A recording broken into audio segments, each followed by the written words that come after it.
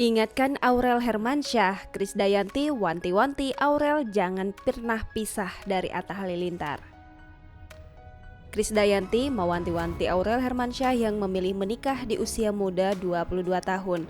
Sang diva meminta Aurel Hermansyah untuk menjaga pernikahannya dengan Atta Halilintar.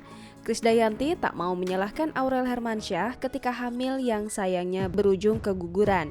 KD, sapaan karib Krisdayanti, mengaku selalu berpesan kepada Aurel agar mempertahankan pernikahannya selamanya. Meskipun dalam menjalani pernikahan mungkin ada banyak aral melintang, karena pernikahan itu nggak melulu manis.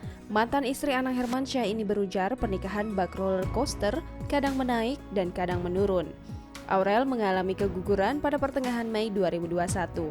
Kabar duka itu datang kurang dari 2 minggu setelah ia mengumumkan kehamilannya yang baru berusia sekitar 5 minggu. Krisdayanti tak mau menyalahkan euforia Aurel maupun Atta di awal pernikahan mereka.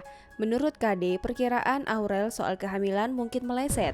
Krisdayanti bercerita Aurel memang sempat mengeluh kepadanya bahwa perutnya sakit setelah bermain TikTok.